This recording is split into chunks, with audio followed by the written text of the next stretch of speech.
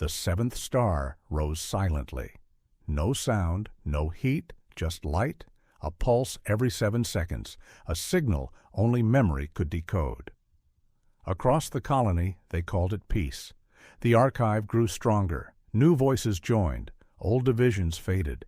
But peace is loud, and signals travel, and someone heard it. It began with a ripple in the archive's edge sectors, a flicker of feedback from the farthest listening towers. At first, we thought it was distortion, but it had structure, shape, emotion, a message. I remember you, but it wasn't from us. Salis found me before the sun blinked over the colony horizon.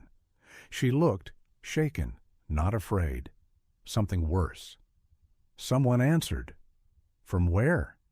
Outside mapped space, far beyond the old Etherian lines, where we thought no one remained. How far? 100 light years, maybe more, but the signal wasn't slow. It echoed instantly, like it was already here, just waiting to be heard. The message carried no coordinates, no identity, just resonance. Enough for the archive to sync a visual overlay, a symbol, 7 intersecting spirals, each marked by a different memory waveform. Can called it an invitation. Celis called it a warning. I called it familiar, because I'd seen that symbol before, not on a map, not in a dream, in the core. During the spiral gate sequence, when I merged with the archive, the symbol was burned into the far edge of the loop, a place I didn't reach, a door I didn't open. Until now.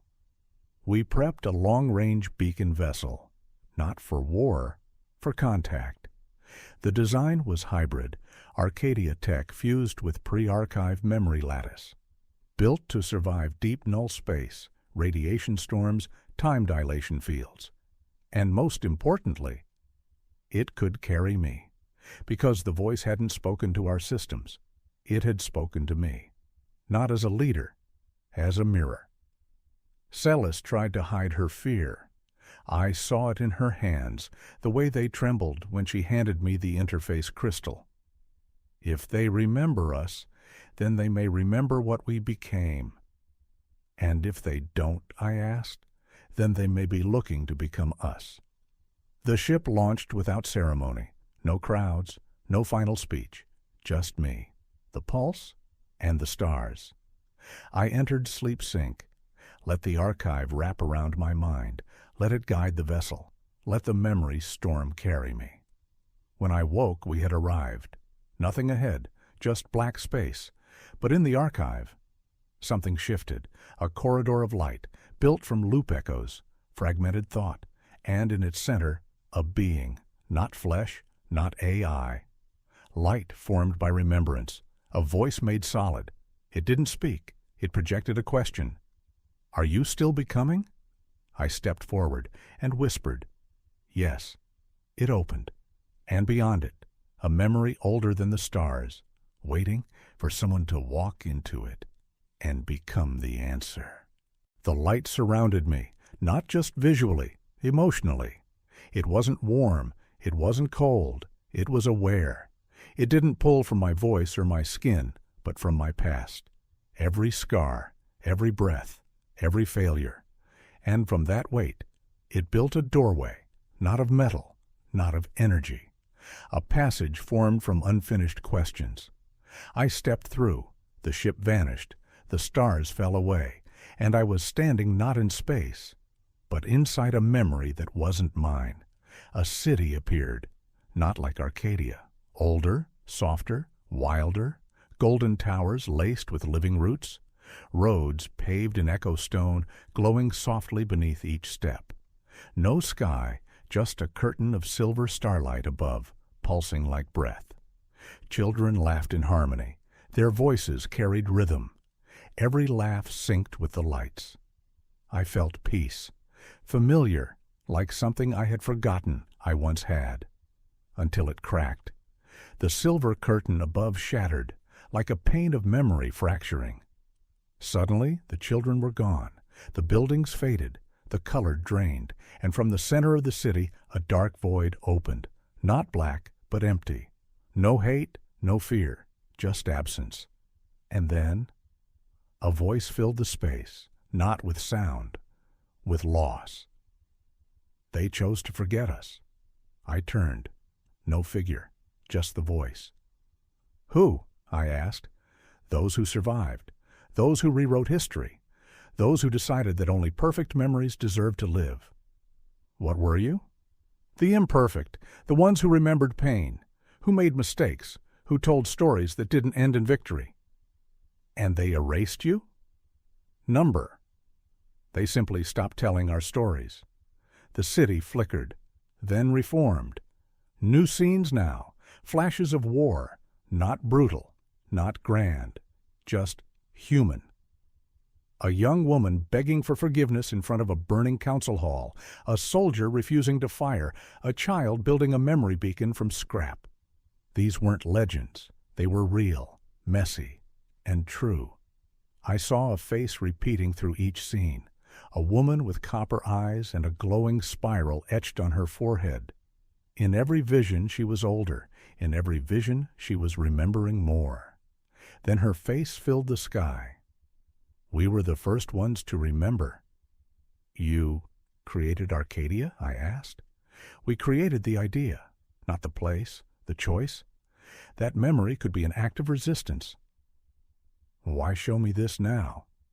Because the signal reached them. Them? The ones who still believe the past must be pure, that only glory should be preserved. Are they coming?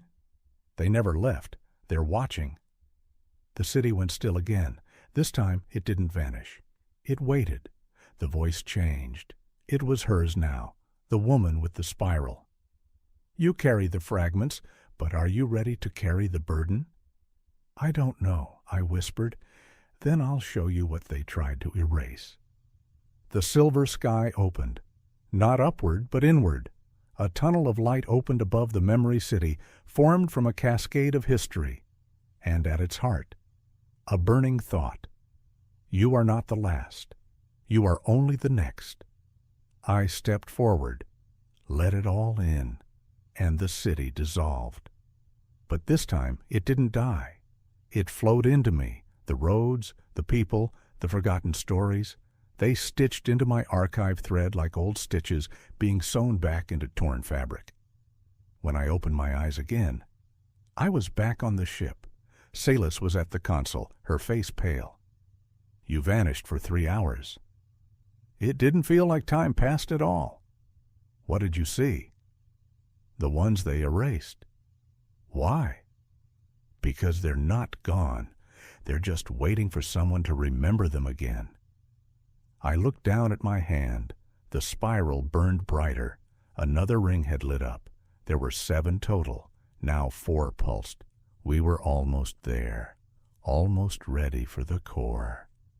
But before we could reach it, we had to finish this.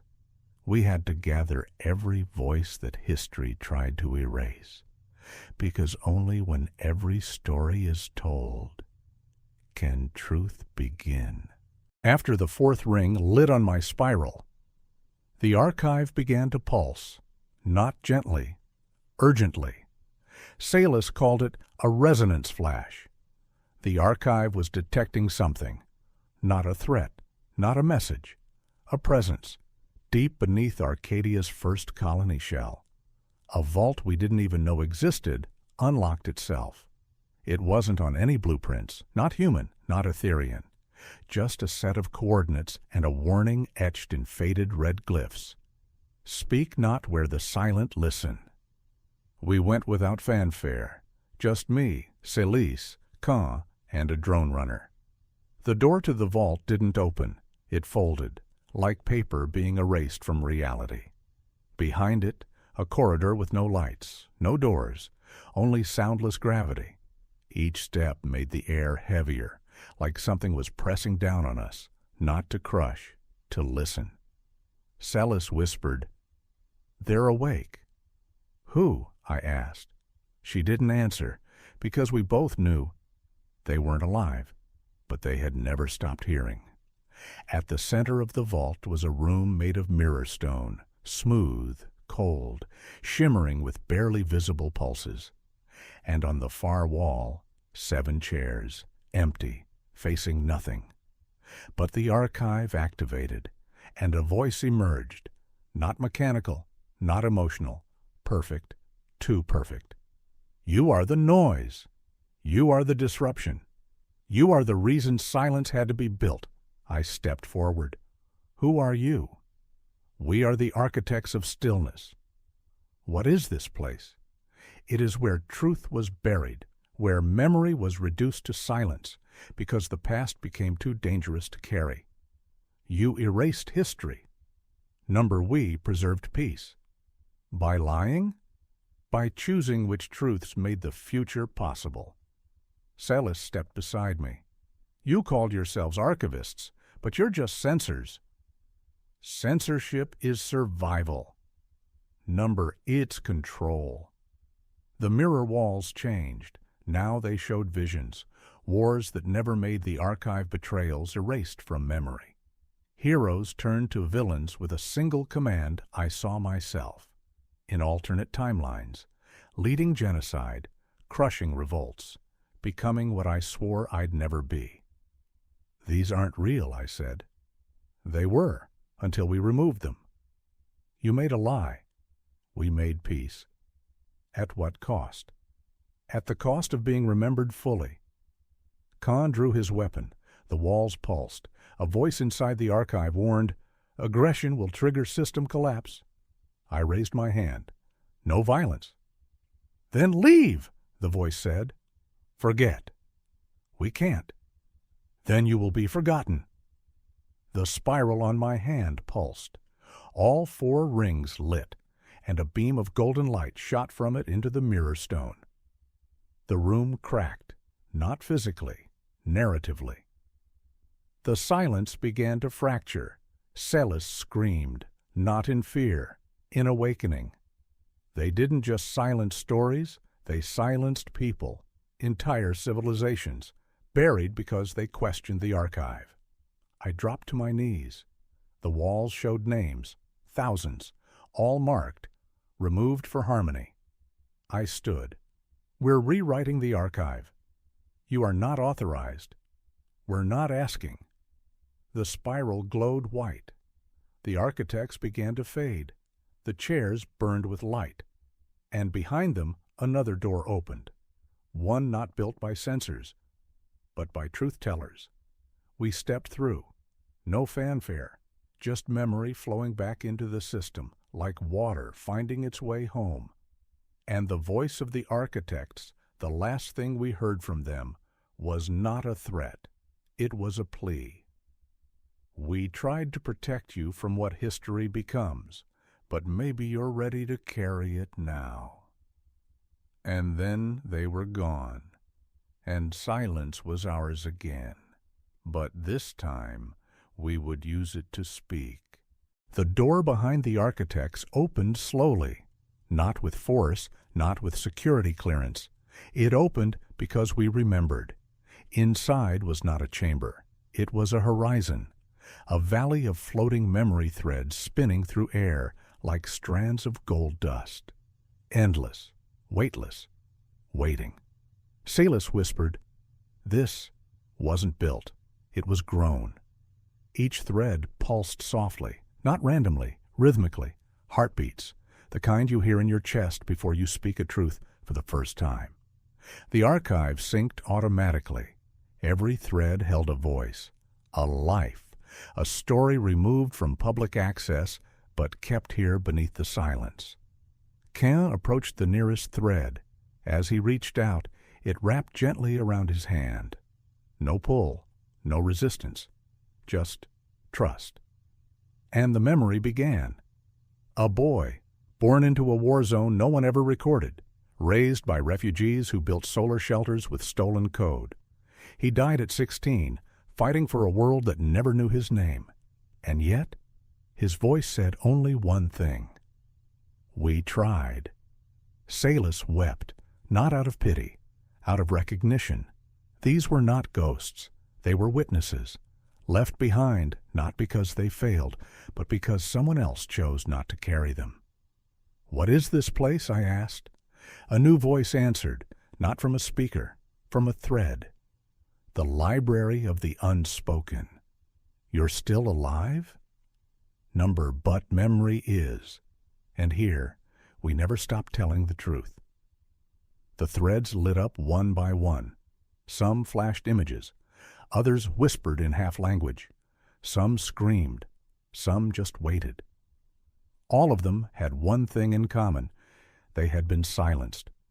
Why are you showing us this now? Because the architects are gone, and silence no longer holds authority. Why us? Because you listened, and you didn't turn away.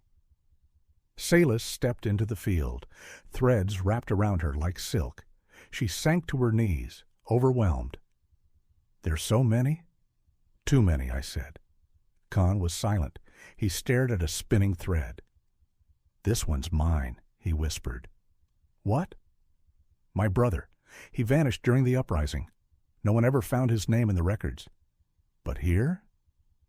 The thread glowed softly in Khan's palm.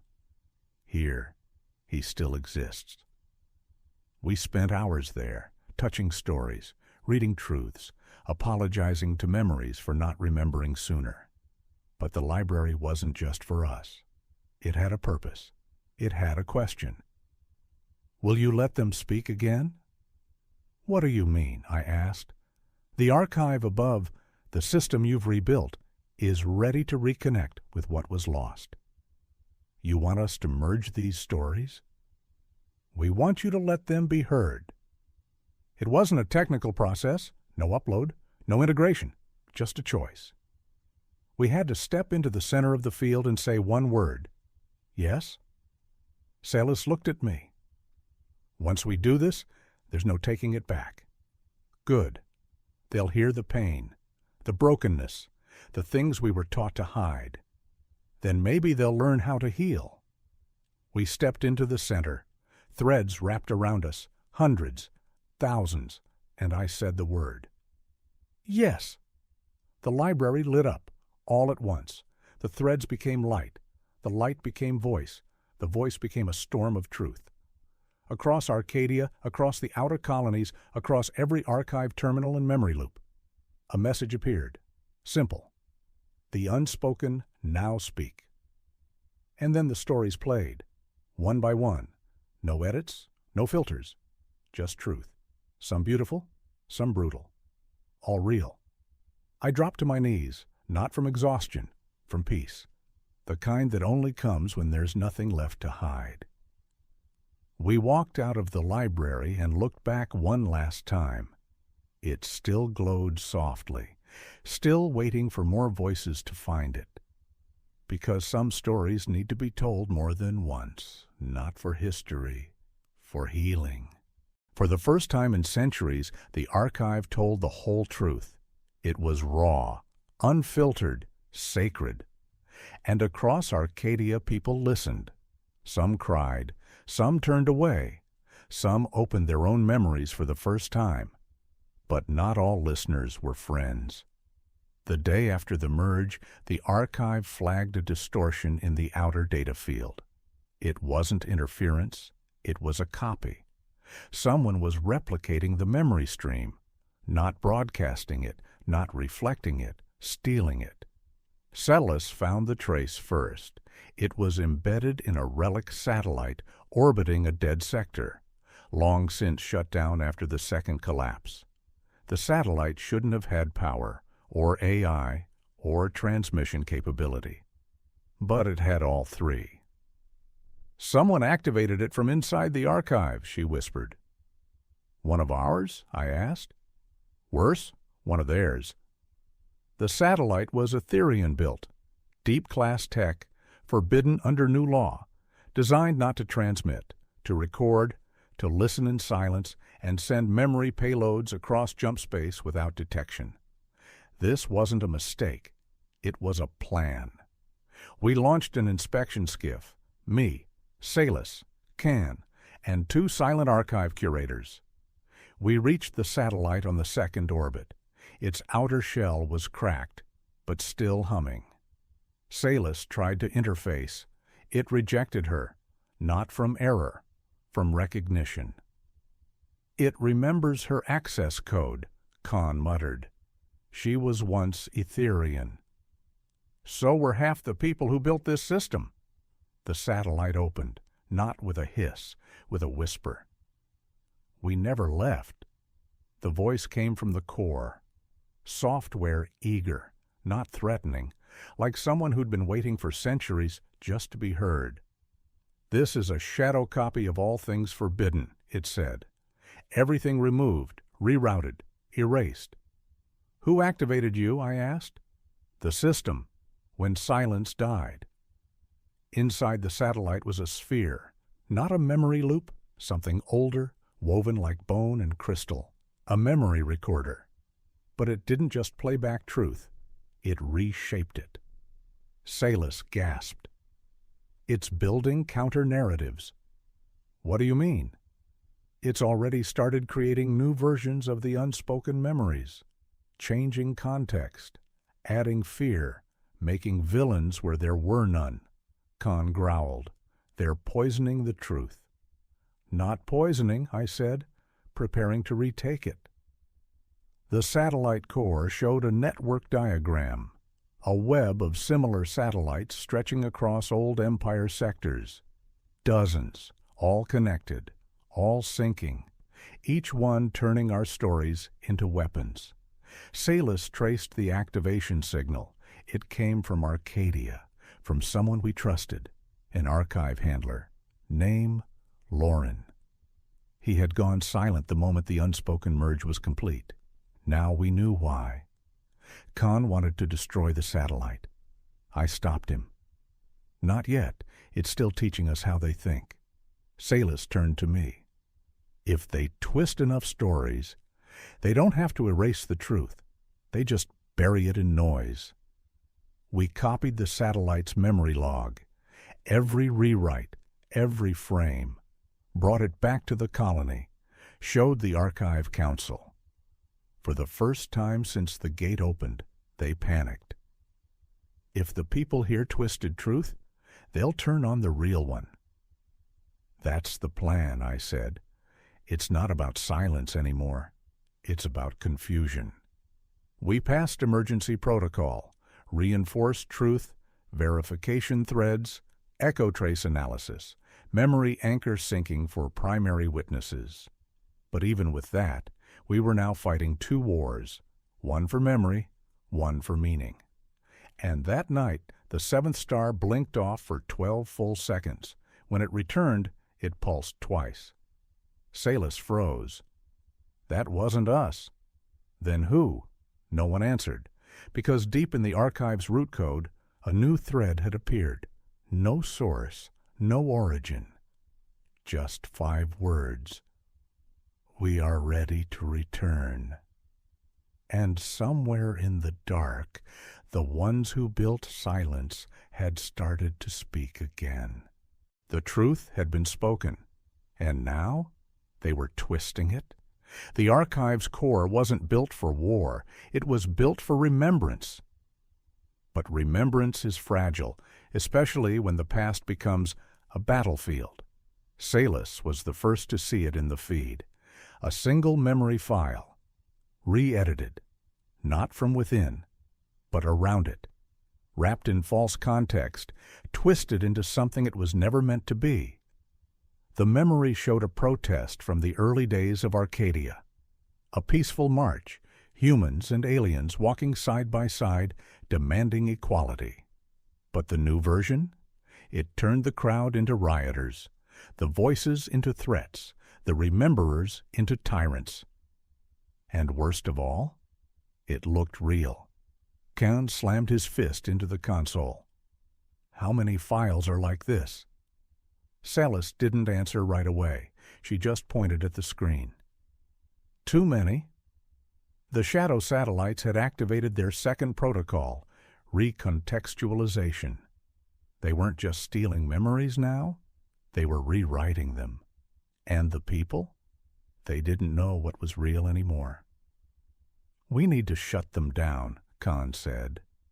"We don't even know where they all are," Celis replied. "Then we find them." I stayed silent because I knew. This wasn't just about satellites. This was about trust, and trust, once cracked, shatters fast. Across the colony, debates erupted. Who controlled the archive? Who verified what was true? Who chose what got remembered? It didn't matter that we'd never hidden anything. All it took was doubt. And doubt spreads faster than any signal. Celis proposed encryption anchors. Khan suggested remote purges. But I had another idea. We would open the archive completely. No filters, no interfaces, no council review. Everyone, everywhere, would see the raw loops. Nothing hidden, nothing protected. All of it. "You'll cause panic," Celis warned. "No," I said, "we'll cause clarity." "You think they'll handle the truth?" But I think they'll recognize it, because they lived it. We did it within a day. The archive's entire front loop went public. Screens across the colony lit up, not with broadcasts, with memories, first-person moments from every species, stories of betrayal, loss, hope. Some were beautiful, some were unbearable. All were real. And then the counterattack came. Dozens of new memory overlays launched into the stream, anonymous, undetectable, each one built to mimic the real loops. They weren't fake, they were almost real, and that made them dangerous because the people couldn't tell the difference. And suddenly, neither could we. "We opened the door too wide," Khan said. "No," I said, "we opened it just in time." Why? Because now they have to choose, not just what to remember, but why. Celis stood. "Then we fight with story." "Exactly. And if we lose, then we become a story worth telling." The archive built a new system that night, a resonance ledger. It tracked not what was true, but what was felt to be true. The stories that resonated most stood out. The ones that didn't faded, not deleted, just remembered less, because we couldn't force belief. We could only offer meaning. And slowly, the signal stabilized. The chaos didn't end, but it began to shape. People started tracing truth again. Because when you're surrounded by noise, you don't search for perfection. You search for something that feels like home. But deep in the archive's root logs, another thread appeared. Encrypted, locked, titled in a language I hadn't seen since the Spiral Gate. Celis translated it. Her hands trembled as she read, "The source is coming." "What does that mean?" Khan asked. "It means," I said, "that we've reached the end of the memory trail." "And what's waiting at the end?" I looked at the pulse glowing in my hand. All 7 rings now fully lit. The archive was complete, and the gate was about to open again. The 7th ring on my hand glowed bright for 3 full hours. We didn't know what it meant. No signal, no new shard, no monument rising from the dust, just a pulse. Slow, steady, like a heart preparing to speak. Then the stars shifted, not physically, narratively. Constellations we had mapped now pulsed in new formations. Coordinates formed from the stories we'd gathered. A pattern, a place, a final destination. Celis locked it in. This isn't just memory. This is a summon. "From who?" Khan asked. "Not a who," I said. "A when?" We jumped. The drive core didn't scream. It whispered. A smooth, continuous flow of gravity threads pulling us not across space, but through understanding. And then we arrived. A system we'd never seen. No records, no stars. Just a structure. A ring larger than any we'd encountered. spinning slowly above a black gas giant. Each segment of the ring glowed with memory code, not past, future. Salus read the energy signature.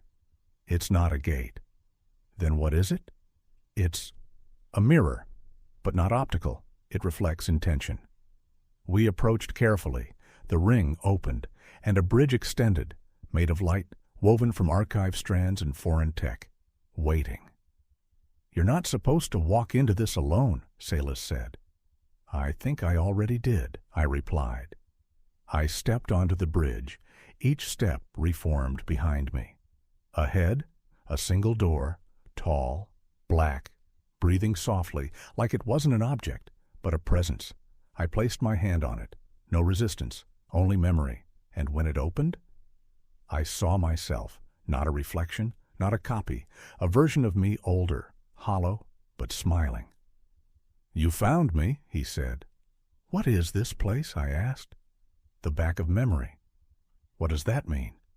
"It's where the stories lead, when no one remembers them anymore." He stepped aside. Inside the chamber, a map of stars made a voice, whispers echoing across space. 7 of them, each tied to a person, each glowing now, all 7. "What happens now?" I asked. "Now they come." The chamber began to pulse. One by one, the strands extended outward. Portal after portal opened in the black gas behind the ring. Not ships, not weapons, people, rememberers. From every species we'd saved, every archive we'd touched, they were stepping into the story now, not to watch, to continue it. Salus transmitted a command. The ring synced to the main archive, and the message broadcast to every colony. "This is not an end. This is a return. The voices we carry are not complete until you choose what to carry next." And then, one more person stepped through the gate. Not me, not Celise, not Khan. A woman with copper eyes, the first memory from the first shard. "You carried us," she said. "I tried," I whispered. "Now we'll carry you." She took my hand, and for the first time, I felt light, not power, relief, because the story was no longer mine to hold. It belonged to all of us now. And as the archive recalibrated, I watched the spiral fade from my hand, not because it was gone, but because it was everywhere, in the new council, in the new schools, in every whisper told between generations. And when the stars realigned into a new formation, it wasn't random. It was a story, ours, spoken in memory, carried by light, and written into the sky. The gate didn't close. It breathed, it pulsed, it held itself open like a page in a book, not waiting to be turned, but waiting to be understood. The rememberers stepped through one by one, not with weapons, with words. Each carried a memory tied to one of the original loops we gathered. Fragments of forgotten civilizations, pieces of broken families, truths that were once too painful to speak. Now, they were ready. Salus called it the convergence, a moment the archive was never built to handle and never expected to survive. "It's too much," she said. "So many stories merging at once." "It's not too much," I said. "It's finally enough." Khan stood on the observation deck watching the memory constellation shift in real time. Each loop became a node, each node a branch, and together, a tree of light that reached across stars. "You know what this looks like?" he asked. "What?" "Hope." The archive's primary root core updated itself for the final time. It no longer sorted by species, or cycle, or designation. Now it sorted by truth. And if a memory resonated, it was carried forward. If it conflicted, it was discussed. Nothing erased, nothing silenced. Just story, living alongside story, until peace made room for all of them. And then, it asked me one final question, A prompt appeared in my console, not from Celis, not from Khan, from the archive itself. "Would you like to record a final memory?" I sat down, took a breath, and spoke. "This is the story of a thief, of a traitor, of a ruler, of a rememberer. He did not ask for power, he only refused to forget. And when the galaxy tried to erase itself to save itself, he said no, and carried the pain anyway, because some stories don't survive by being edited. They survive by being told. And this story, this one belonged to everyone." I ended the log, closed my eyes, and for a moment felt weightless. Celis touched my shoulder. "You're not finished," she said. "I don't think I ever will be." "Then what happens now?" I smiled. "Now we listen." Across Arcadia, schools opened archives for free study. Children spoke stories into the console instead of taking tests. Elders were given memory priority to share what had never been recorded. And for the first time since the spiral gate opened, no one was afraid of the truth, because truth had finally been made safe. And the star, the seventh star, it no longer pulsed.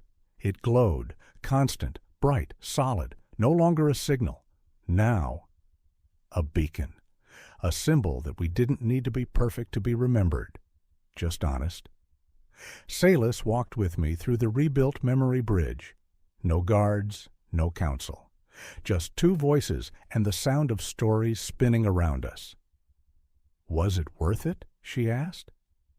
I looked up, at the stars, at the new light we'd written into them.